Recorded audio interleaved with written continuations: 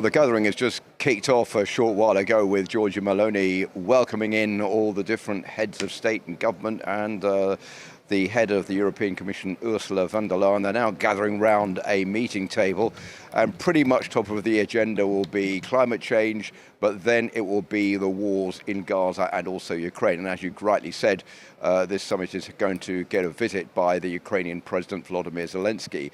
If there's going to be one agreement here at the G7, I think what all the leaders are hoping it's going to be is the one to give at least $50 billion worth of money to the Ukrainians to get them back on track in trying to fight off Russian aggression in Ukraine. Now, that money is going to be paid for out of $300 billion worth of frozen assets in the United States and in the European Union.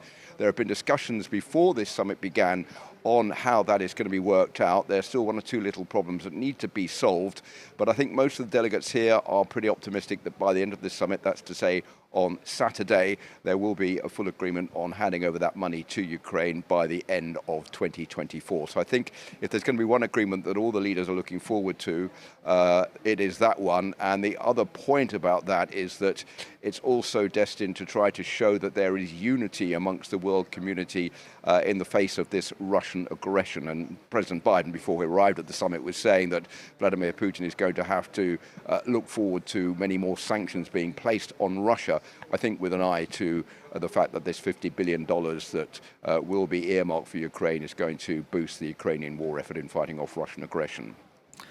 Philip, this event will no doubt see Giorgia Meloni bask in the limelight. She's one of the few leaders at the G7, one of the few G7 leaders to come out stronger domestically given what we saw happen in the European parliamentary vote on Sunday.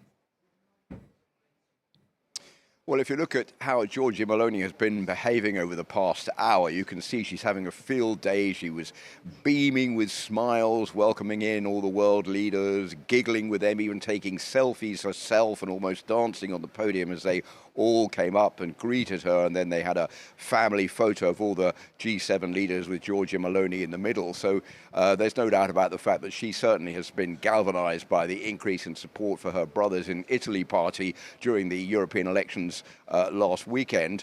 But that's not the same, unfortunately, for the other leaders from the European Union who are present. The German Chancellor Olaf Scholz has seen his party coming in third, knocked out by AfD, the far-right party in Italy. Emmanuel Macron of France has dissolved the National Assembly after a strong showing by the National Rally, doubling its score against his candidate in the European elections. There's lots of uncertainty about what's going to happen in France within the next 3 weeks. There are also problems for Joe Biden, who is struggling in the opinion polls face-to-face with Donald Trump, who risks being re-elected in the United States this November. So a lot for these leaders to have to worry about back home, as well as what is going on here at the G7 summit with all these very crucial issues over global warming, biodiversity, as we were talking before, the war in Ukraine and also in Gaza. So this is going to be a very tough summit, I think, for them, and a lot of worry, I think, all round about just where all of this is going to end up in the long run.